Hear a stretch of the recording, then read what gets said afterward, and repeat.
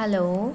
तो आज का जो 11 अप्रैल 2021 को जो इग्नू का पेपर हुआ है तो वो ये है, उसमें इस तरह से क्वेश्चन आए थे। सामान्य हिंदी बोध जिसके जनरल इंग्लिश थी उसके 10 क्वेश्चन 10 मार्क्स, और लॉजिकल जो रीजनिंग होती है उसके 20 क्वेश्चन, और फिर जनरल अवेयरनेस से रिलेटेड 25 क्वेश्चन, और टीचिंग लर्निंग और स्कूल से related 25, and last in 4-5 subject में से किसी एक सब्जेक्ट के आपको 20 क्वेश्चन अटेम्प्ट करने होते हैं। तो इस तरीके से 100 क्वेश्चन का ये पेपर बनता है। तो आप इसे पेपर को देख लेते हैं किस टाइप के क्वेश्चन आते हैं, जो आपको अभी दिया है या फिर नेक्स्ट तैयारी करोगे तो आपकी उसमें आपको हेल्प मिलेगी उस पेपर से।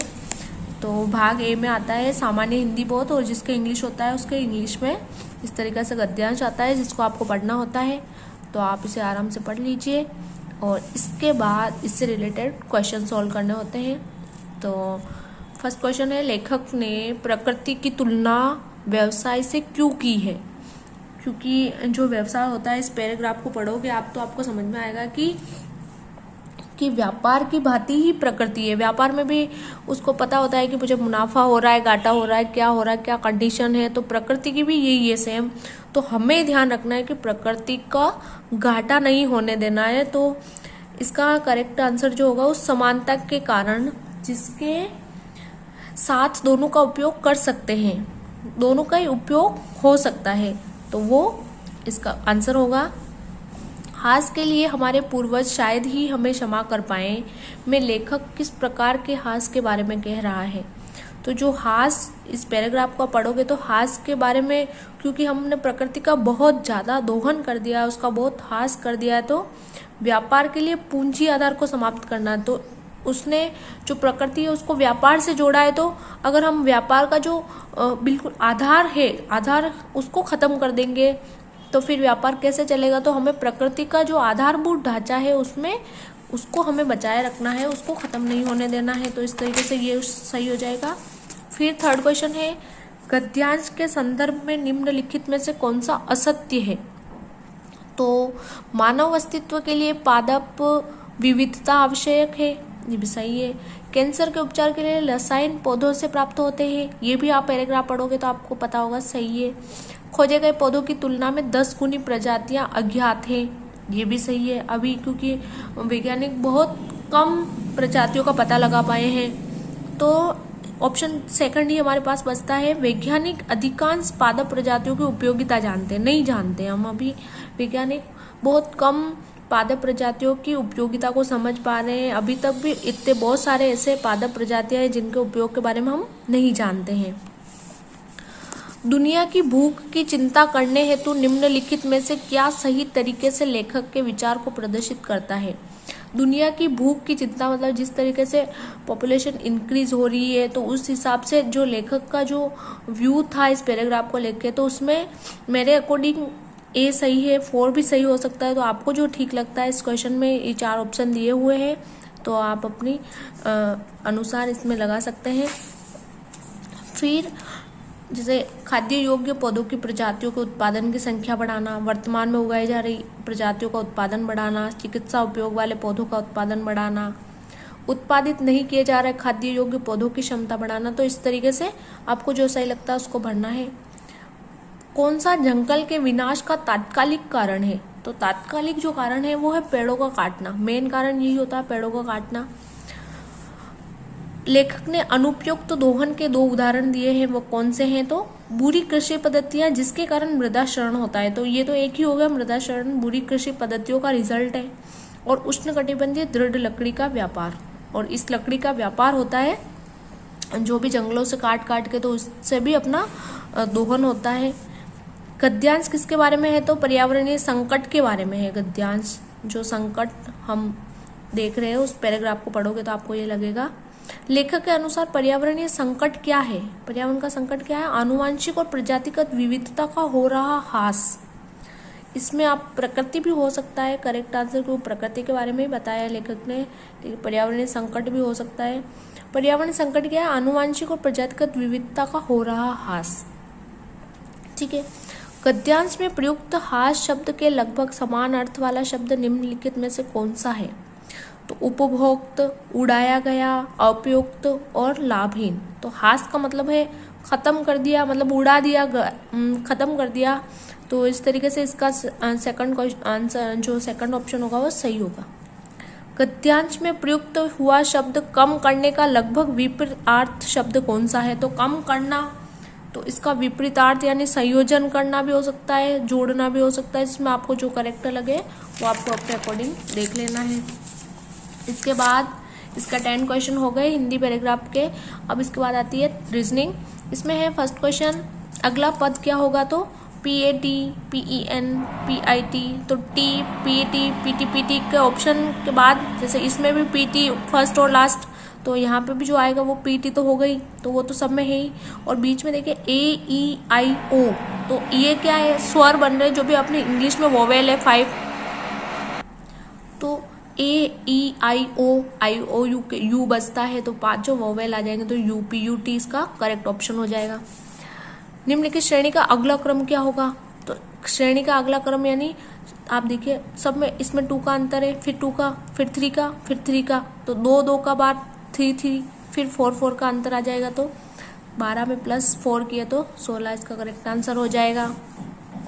इसी तरह 25, 49, 81 ये सभी 5 का स्क्वायर, 5 के बाद 6 को छोड़ के 7 का स्क्वायर, 7 के बाद 8 को छोड़ के 9 का स्क्वायर, तो 10 को छोड़ के 11 का स्क्वायर यहाँ पे आ जाएगा, 121 इसका स्क्वायर हो जाएगा।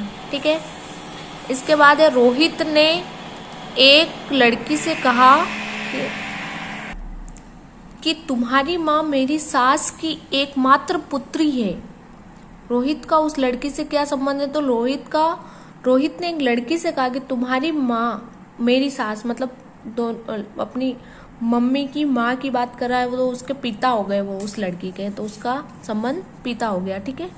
इसी तरह एक कूट भाषा में स्टार को RATS लिखा जाता है, तो ROUT को क्या लिखा जाएगा? तो देखिए इसमें सारे पीछे से स्टार्ट कर दिए, STAR है तो RATS कर दिया, ऐसे ही अपने को इसके पीछे से करना है TUOR, तो ये करेक्ट ऑप्शन हो जाएगा।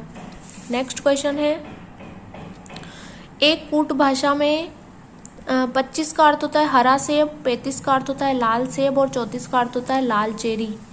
हरा चेरी का कोड क्या होगा? तो अपने को इसमें क्या होता है, पहले सेम वाले वर्ड को मिलाना होता है, जैसे हरा सेब, लाल सेब, तो दोनों में सेब सेम आ रहा है, तो दोनों का जो एक नंबर होगा वो सेम होगा। 5 किसके लिए आया है? सेब के लिए आया है।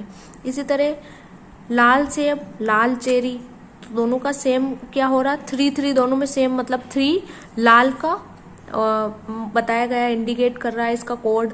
तो अपने को क्या करना? हरा चेरी, तो सेब का अपने को पता है 5 है, तो बचा क्या? 2, हरा के लिए 2 बचा है, और यहाँ पे लाल का अपने को पता चल गया 3 है, तो चेरी का 4 बचा, तो 2, 4 इसका कोड हो गया। इसी तरह नेक्स्ट क्वेश्चन है, पिता ने पुत्र से कहा जब तुम पैदा हुए थे तो मेरी आयु तुम्हारी वर्तमान आयु के बराबर थी। ठीक है। यदि पिता की वर्तमान आयु 36 है तो 7 वर्ष पूर्व उसके पुत्र की क्या आयु थी? तो इस टाइप का क्वेश्चन आप करके सोल्व करिएगा, इसका आंसर जो भी है लगाइएगा। एक समतल सतह पर एक वृत्ताकार सिक्का रखा है, उसी आकार के कितने सिक्के उसके चारों ओर? तो उसके चारों ओर इस प्रकार रखे जा सकते हैं, प्रत्येक सिक्का साथ वाले सिक्के और मध्य के सिक्के को छूता रहे। तो जैसे सिक्का रखा है तो बीच वाले को भी छूना चाहिए और जो यहाँ रख रहे हैं उसको भी छूना चाहिए, इस तरीके से। तो कितने रख सकते हैं? तो ऑप्शन 2 भी हो सकता है, फर्स्ट भी हो सकता है, आपको जो सही लगता है उसमें लगाइएगा। एक प्रारंभ बिंदु से एक व्यक्ति 3 किलोमीटर उत्तर दिशा में जाता है, फिर पश्चिम दिशा में मुड़कर 2 किलोमीटर पैदल चलता है, फिर पीछे मुड़कर 1 किलोमीटर सीधा जाता है, फिर 5 किलोमीटर पूर्व की ओर वहां से जाता है। तो प्रारंभिक बिंदु से अब वे कितना दूर है? तो इसका जो भी आपको सॉल्व करना है उस तरीके से करके आप इसका आंसर लगा सकते हैं। इसी तरह क्वेश्चन नंबर 20 है, यदि 3 दिसंबर को शनिवार है तो उस माह का अंतिम दिवस कौन सा होगा? तो उस माह का अंतिम दिवस भी शनिवार ही होगा। 5 घर A से E तक एक सीधी रेखा में है, तो ये सीधी रेखा में है और ये इस तरीके से ए बी के दाएं है, तो बी के दाएं भाग में ए है, ई सी के बाएं में है, सी के बाएं में हो गया और ए के दाएं में हो गया, ये सी बीच में आ गया। फिर बी डी के दाएं है, तो डी के दाएं में बी आ गया, तो बीच में कौन सा है, तो मध्य में ए का घर है। तो इस तरीके से मेरे अकॉर्डिंग ये सही है। एक त्रिभुज एबीसी की माध्यिकाएं बिंदु डी पर एक दूसरे को काटती है, इसके परिणाम स्वरूप बनी आकृतियों में कितने त्रिभुज निर्मित होते हैं।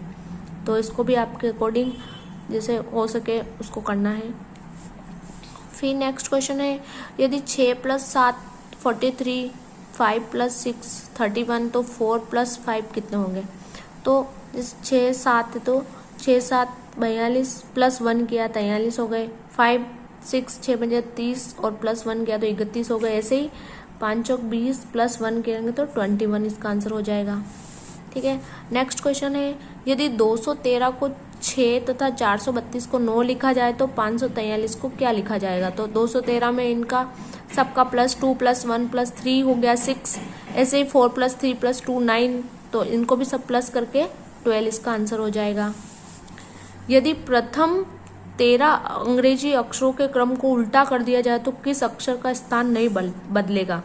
तो ए से एम तक 13 होते हैं और बीच में ये जी आ रहा है, इसका स्थान परिवर्तित नहीं होता है, तो ये करेक्ट आंसर हो जाएगा। निम्नलिखित श्रेणी में कौन सा अंग इसे पूरा करेगा। तो देखिए 1 2 3 1 4 9, तो ये 2 का गुणा 1 1 तो हो गई, तो 2 का गुणा 4 हो रहा है और 3 का 3 3 जा 9, और ऐसी बात 4 का 2 से गुणा 8 हो जाएगा इसका करेक्ट आंसर। फिर 9 का गुणा 3 से वापस 27, तो ये इस तरीके से ये इसका बनेगा। एक नगर की जनसंख्या में 45% पुरुष और 40% महिलाएं, तो टोटल 85 हो गए। बच्चे 85 100 में से 85 ये हैं, तो बच्चे कितने हो गए 15% बच्चे। यदि बच्चों की संख्या 30,000 है तो नगर की कुल जनसंख्या, तो इस हिसाब से अपन कर सकते हैं। अगर बच्चों की संख्या 15 है तो तब गांव की पूरी संख्या नगर की 100 हो रही है, तो 30,000 जनसंख्या है टोटल, तो कितनी होगी, तो 2 लाख आ जाएंगे इसका आंसर। निम्नलिखित में से कौन सा शब्द शब्दकोश में पहले आएगा। तो आपको पहले से इधर से देखना है, COMP सब में आ रहा है, तो COMP के बाद ये ई आता है, इसमें पहले R आ रहा है, फिर ई आ रहा है, ए सबसे पहले आ रहा है, तो इसका मतलब जो सेकंड नंबर वाला है ये सबसे पहले आएगा। प्रीति की कक्षा में ऊपर और नीचे से 38वीं रैंक है। प्रीति की कक्षा में कितने विद्यार्थी, तो ऊपर से भी उसका 38वीं रैंक है, नीचे से भी 38वीं रैंक है, तो मतलब उससे आगे भी 37 है, उससे पीछे भी 37 है और बीच में उसका स्थान, तो इसको प्लस करके 1 उस प्रीति को भी प्लस कर दो तो 75 इसका करेक्ट आंसर हो जाएगा। एक वर्ग को 16 समान भागों में इसकी भुजाओं के समांतर प्रतिच्छेदी रेखाओं द्वारा विभाजित किया जाता है। परिणाम स्वरूप आकृति में कुल कितने वर्ग बनेंगे। तो मुझे इसका आइडिया नहीं है, आपको जो सही लगता है उस तरीके से करना है। फिर इसके बाद अपना खंड 3 आता है, जिसमें जीके आता है। किसान दिवस कब मनाया जाता है, तो 23 दिसंबर को मनाया जाता है। ये a bunch of old letters के लेखक कौन है, तो उसके लेखक पंडित जवाहरलाल नेहरू है। मैन ऑफ डेस्टिनी किसे कहा जाता है, जॉर्ज बर्नार्ड शॉ को कहा जाता है मैन ऑफ डेस्टिनी। फिर नेक्स्ट है, नवाचार मिशन का उद्देश्य क्या है, तो इसका उद्देश्य है जलवायु परिवर्तन से निपटने के लिए स्वच्छ ऊर्जा नवाचारों को त्वरित करना। ठीक है। फिर है, भारत छोड़ो आंदोलन के समय वायसराय कौन थे, तो इसका मुझे कंफर्म पता नहीं, लेकिन लॉर्ड लिनलिथगो ही थे। भारत में प्रारंभ हुए रेड लाइन कैंपेन का संबंध निम्नलिखित में से किस क्षेत्र से है, तो किस क्षेत्र से है, भारत पाकिस्तान सीमा पर बाड़बंदी इससे नहीं है, खुले में शौच को शून्य करना ये भी नहीं है, शून्य भ्रष्टाचार भी नहीं, इसका करेक्ट आंसर है एंटीबायोटिक्स के अतार्किक प्रयोग को रोकना। ठीक है। फिर नेक्स्ट क्वेश्चन है, भारतीय संविधान में किस अनुच्छेद के तहत यूनियन बजट प्रस्तुत किया जाता है, तो अनुच्छेद 112 के तहत पेश किया जाता है। भारतीय डाकघर अधिनियम कब पारित हुआ, 1854 में ये पारित हुआ। नेक्स्ट क्वेश्चन है, फिर भारतीय स्वतंत्रता संग्राम में सर्वप्रथम क्या घटना हुई, तो असहयोग आंदोलन सबसे पहले स्टार्ट हुआ था। जनहित याचिका संकल्पना कहाँ से प्रारंभ हुई? तो ये सबसे पहले यूएसए ने प्रारंभ करी है। किस देश ने व्हाट्सएप और फेसबुक पर वर्ष 2018 में कर लगाया? तो युगांडा जो देश है उसने सबसे पहले लगाया था। विश्व बैंक के अनुसार 2018 में कौन सा देश धन प्राप्त करने में शीर्ष पर रहा? तो इसमें शायद करेक्ट आंसर चाइना है, चीन है, लेकिन आप देख लीजिएगा गूगल से, जो भी करेक्ट आंसर हो लगाइएगा। मकर रेखा किस देश से नहीं गुजरती है? तो इसमें भी आपको देखना पड़ेगा कौन से देश से नहीं गुजरती है मकर रेखा। ये सभी दक्षिणी अमेरिका के देश हैं, यहाँ पे आपको इनको मैप से देखना होगा। शिमलीपाल टाइगर रिजर्व किस राज्य में स्थित है? तो ये ओडिशा में स्थित है। शांत घाटी किस राज्य में स्थित है? तो केरला में स्थित है। द फ्यूचर वी वांट नामक दस्तावेज निम्नलिखित में से किस संस्था से संबंधित है? तो United nation conference on sustainable development से इस संस्था का ये दस्तावेज है, तो इसका ऑप्शन 1 करेक्ट हो जाएगा। निम्नलिखित में से किस समुद्र में स्प्रेटली आइसलैंड स्थित है? तो ये दक्षिण चीन सागर में स्थित है, तो ऑप्शन 4 इसका सही है। इसके बाद नेक्स्ट क्वेश्चन है, ताप्ती नदी मध्य प्रदेश के किस जिले से उद्गमित होती है? तो ताप्ती नदी बैतूल जिले से निकलती है। निम्नलिखित में कौन सा भारतीय स्मारक विश्व विरासत नहीं है? तो इसमें ये सभी विश्व विरासत में शामिल है। ऑप्शन 4 दिल्ली का जंतर मंतर नहीं है, वो जयपुर का जंतर मंतर विश्व विरासत में शामिल है। लाइफ डिवाइन के लेखक कौन है? तो अरविंद घोष उसके लेखक हैं। उच्च न्यायालय निचली अदालतों को कानूनी कार्रवाई के रोकने के लिए कौन सी रीट जारी करता है? तो प्रतिषेध प्रोहिबिशन, ये रीट वो जारी करता है उनको रोकने के लिए। आयकर अधिनियम की किस धारा के अंतर्गत आयकर रिटर्न दाखिल किया जाता है? किस धारा के अंतर? तो धारा 139A के अंतर्गत ये दाखिल किया जाता है। राष्ट्रीय ज्ञान आयोग के अध्यक्ष थे, कौन थे? सैम पिट्रोडा, इसका करेक्ट आंसर 3 हो जाएगा। भारत में शिक्षा के क्षेत्र में निम्नलिखित में से कौन सी शीर्ष इकाई है? तो NCTE, ये शिक्षा के क्षेत्र में शीर्ष इकाई है। शिक्षा के 4 स्तंभ का विचार किसने सुझाया? यूनेस्को ने। ठीक है, इसके बाद नेक्स्ट आते हैं खंड 4 जो है शिक्षण अधिगम एवं विद्यालय से संबंधित क्वेश्चन आते हैं इसमें। शिक्षा का अधिकार अधिनियम 2009 में सभी बच्चों के निःशुल्क प्रवेश का प्रावधान किस प्रकार के स्कूलों में है?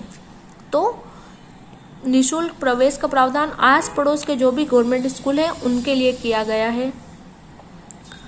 बिना बोझ के शिक्षा नामक रिपोर्ट को जमा करने वाली समिति के अध्यक्ष, उनके अध्यक्ष कौन थे? प्रोफेसर यशपाल उस समिति के अध्यक्ष थे। एक पोस्टर का मौखिक घटक क्या है? तो पोस्टर का मौखिक घटक उसके जो टाइटल होता है, उसका शीर्षक होता है, उससे पता चलता है। आई थिंक ये सही हो सकता है, लेकिन और भी हो सकते हैं, आपको इसमें करेक्ट आंसर पता करना है। अध्येता यानी शिक्षार्थी का निम्नलिखित में से कौन सा अभिलक्षण शिक्षण को सर्वाधिक प्रभावित करता है? तो ये सभी प्रभावित तो करते ही हैं, लेकिन मेरे अकॉर्डिंग ऑप्शन ए इसका करेक्ट हो सकता है। प्रतिवर्ष 11 नवंबर को राष्ट्रीय शिक्षा दिवस किसकी याद में मनाया जाता है? तो मौलाना अबुल कलाम आजाद की याद में ये दिवस मनाया जाता है। नेक्स्ट है शिक्षा के उद्देश्यों को निर्धारित करना किसका उत्तरदायित्व है? तो इसमें क्योंकि पर्टिकुलर कोई ऑप्शन दिया हुआ है नहीं, बी सी को अगर करेंगे तो शिक्षक और समाज भी हो सकता है, इसका बी सी भी हो सकता है सही उत्तर। मैंने इसका ऑप्शन 4 भी हो सकता है, तो जो आपको इसमें सही लगता है। शिक्षण की तत्कालिक निष्पत्ति किससे संबंधित है? तो जो तात्कालिक परिवर्तन से संबंधित यही होता है कि विद्यार्थियों के व्यवहार में अपेक्षित परिवर्तन, यही इसका तात्कालिक निष्पत्ति होती है। कक्षा में अनुशासन अनिवार्य मदद करता है, किस लिए मदद करता है? कि कक्षा का गतिविधियों को संगठित और क्रमबद्ध करने में। ठीक है, नेक्स्ट क्वेश्चन है प्रभावी शिक्षण के लिए निम्नलिखित में से कौन सा वांछनीय नहीं है? तो वांछनीय नहीं है तो पाठ्यपुस्तक का कठोर अनुपालन करना ये कोई वांछनीय नहीं है। सतत एवं व्यापक मूल्यांकन के क्या अभिलक्षण है? तो इसके अभिलक्षण आप देख सकते हैं। मैंने ऑप्शन ABCD चारों ही लगाए हैं, जो आपको सही लगता है वो आप देखिएगा, उसी के अकॉर्डिंग आप अपनी तैयारी कीजिएगा। बहुविकल्पी प्रश्नों के संदर्भ में निम्नलिखित में से कौन सा कथन सही है? तो मेरे अकॉर्डिंग ऑप्शन A सही है, ये वस्तुनिष्ठ होते हैं। शिक्षण के दौरान शिक्षक विद्यार्थी संप्रेषण का मुख्य घटक है। तो इसमें आप अपने अकॉर्डिंग इसका आंसर का जवाब पता कीजिएगा। निम्नलिखित में से कौन सी एक शिक्षक केंद्रित विधि है? तो जो व्याख्यान विधि होती है वो शिक्षक केंद्रित होती है, उसमें बच्चों का कोई रोल नहीं होता है। एक सुगमकर्ता के रूप में शिक्षक वह है जो विद्यार्थियों को अधिगम हेतु प्रोत्साहित करता है। मेरे अकॉर्डिंग ऑप्शन 4 इसका सही होगा। निम्नलिखित में से किसे अभिप्रेरक शिक्षण का संकेतक माना जाता है? तो जिसे अभिप्रेरक मिलता है तो विद्यार्थी प्रश्न पूछ रहे मतलब उनमें अभिप्रेरणा है। इसके बाद नेक्स्ट क्वेश्चन है, एक कक्षा में शिक्षक शब्दों और चित्रों के माध्यम से संदेश भेजता है तो विद्यार्थी हैं। शिक्षक के बारे में नहीं पूछा है, विद्यार्थी के बारे में पूछा है, तो विद्यार्थी कूटवाचक, जो कूट शिक्षक ने भेजा है उसको वो पढ़ेगा, समझेगा। तो आई थिंक डिकोडर हो सकता है, इसमें और भी हो सकते हैं आंसर, आप देख लीजिएगा। CIET का अर्थ क्या होता है? तो शैक्षिक प्रौद्योगिकी का केंद्रीय संस्थान, central institute for educational technology, इसका फुल मीनिंग होता है। एक प्रभावी कक्षा कक्ष परिवेश में होता है, क्या होता है? सजीव शिक्षक और विद्यार्थी की अंतःक्रिया। नालंदा तक्षशिला के साथ भारत किस काल में उच्च शिक्षा का केंद्र बना? तो आई थिंक गुप्त काल में ऐसा हुआ था, गुप्त काल के समय ही ये हुआ है। पाठ्यचर्या क्या है? करिकुलम में ओवरऑल सब कुछ आता है, विद्यालय और विद्यालय के बाहर भी जो शैक्षिक गतिविधियां वो सारी शामिल होती है, तो ऑप्शन 3 इसका सही होगा। स्वयं का पूर्ण रूप क्या है? तो study webs of active learning for young aspiring minds, option A इसका करेक्ट होगा। राष्ट्रीय शिक्षा नीति 1986 के तहत ऑपरेशन ब्लैक बोर्ड प्रारंभ किया गया था विद्यालयों को न्यूनतम आवश्यक सुविधाएं प्रदान करने हेतु, तो इसका करेक्ट ऑप्शन ये हो सकता है। शिक्षक की प्रभावशीलता के निर्णय का आधार होता है, विद्यार्थियों के जो लर्निंग आउटकम निकलेंगे वही उसकी प्रभावशीलता का आधार होता है। कभी कभी ऐसे वर्ड समझ में नहीं आए तो अपने को इसका इंग्लिश में इधर भी देख लेना चाहिए ताकि अपने को समझने में आसानी रहे। अच्छे शिक्षण में शामिल नहीं है, क्या शामिल नहीं है? रटने हेतु प्रोत्साहन, ये शामिल नहीं होता है। परियोजना विधि जो प्रोजेक्ट मेथड है किस सिद्धांत पर चलते हैं? तो लर्निंग बाय डूइंग, करके सीखने के सिद्धांत पर ये चलते हैं। फिर इसके बाद जो सब्जेक्ट आते हैं 5, उनमें से आपको कोई एक करना होता है, तो मैंने विज्ञान नहीं करा है, सामाजिक भी नहीं करा है, गणित भी नहीं करा है, मैंने लास्ट हिंदी सेलेक्ट किया है। तो इसमें भी सबसे पहले क्या है, आपको ये पैराग्राफ पढ़ना है, सच्चे वीर के बारे में जो भी बताया गया है, वीरता के बारे में, उस पैराग्राफ को पढ़ने के बाद आपको इससे रिलेटेड क्वेश्चन के आंसर देने हैं। इस गद्यांश के लिए उपयुक्त शीर्षक क्या होगा? तो वीरता संस्मरण, सच्ची वीरता, कोई सा भी हो सकता है, वो तो आप आंसर की के बाद ही पता चलेगा, तो आप अपने अकॉर्डिंग इसको बताइएगा। वीरता का संदेश क्या है? उद्देश्य के लिए सच्चाई पर चट्टान की तरह अटल रहना, ये एप्रोप्रिएट लग रहा है तो मैंने इसको लगाया है। वीर शब्द का विलोम शब्द क्या है? विलोम शब्द वीर का कायर होता है, तो इसका विलोम शब्द कायर है। इसके बाद नेक्स्ट क्वेश्चन है, बुद्ध जैसे राजा विरक्त कैसे हो जाते हैं? जीवन के गूढ़ तत्व और सत्य की तलाश में बुद्ध जैसे राजा विरक्त हो जाते हैं, तो ऑप्शन A इसका करेक्ट है। वीरों की देवदार वृक्ष से तुलना क्यों की गई है? क्योंकि आप जब पैराग्राफ पढ़ोगे तो आपको पता चलेगा कि देवदार वृक्ष भी अपने बल पे जीते हैं। अब संघर्ष करते हुए उनको कोई उगाने वाला नहीं आता, कोई उनको पानी पिलाने वाला नहीं आता, वो अपने बल पे जीते हैं। तो ऐसे ही वीर भी संघर्ष करते हुए अपने बल पर आगे बढ़ते हैं। म किस वर्ग का अंतिम व्यंजन है? तो प फ ब भ म, प वर्ग का अंतिम व्यंजन है। वर्णों के समूह से क्या बनता है? संयुक्त शब्द बनता है। वर्णों का समूह होता है तो एक शब्द का निर्माण होता है। सप्ताह में कौन सा समास है? तो सप्त दिनों का समाहार, उसमें द्विगु समास होगा। मृत्युपरांत में संधि करने पर कौन सा शब्द बनता है? तो मृत्युपरांत में मृत्युपरांत हो जाता है। ठीक है। इसके बाद है आंख शब्द किस शब्द का तत्सम रूप है? तो नेत्र का तत्सम रूप है। बाकी सब भी इसी के पर्यायवाची है, लेकिन जो तत्सम रूप है वो नेत्र है। फूल, ठीक है, तो इसका नेत्र भी मेरे हिसाब से अक्षी भी हो सकता है। तो आपको जो इसका तत्सम रूप है वो आप सही देख के लगाइएगा। फूल, इनमें से कौन सी संज्ञा? तो फूल एक जाति बता रहा है, फूलों की तो जातिवाचक संज्ञा है। मैं, इनमें से कौन सा पुरुष है? तो मैं उत्तम पुरुष में आता है। फिर किस शब्द में उपसर्ग नहीं है? तो प्रभाव में भी भाव है, एक अपवाद है। अनुपस्थित है। तो ओढ़ना ऐसा वर्ड है जिसमें उपसर्ग नहीं है। अशुद्ध शब्द कौन सा है? तो कलश, कल्याण, शत्रुता, पुण्य। पुण्य मेरे अकॉर्डिंग अशुद्ध है, तो आप देख लीजिएगा। अव्ययी भाव समास है जिसके दोनों पद प्रधान हो। प्रतिदिन, तो प्रति ऐसा है जिसका कोई अवयव है, इसमें कोई परिवर्तन नहीं होता है, तो प्रतिदिन इसका उदाहरण है। नेक्स्ट क्वेश्चन है विनय पत्रिका के रचनाकार कौन है? तो विनय पत्रिका के रचनाकार तुलसीदास जी हैं। दो वर्णों के मेल से होने वाले विकार को संधि कहा जाता है। आसमान में बातें करना मुहावरे का अर्थ है ऊंचे सपने देखना।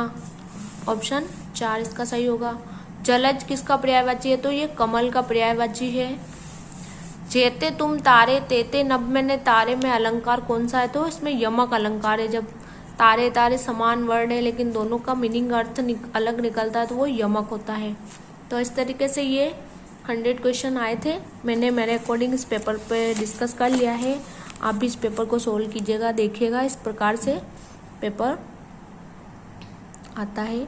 सो आई होप ये आपकी हेल्प करेगा। Thank you.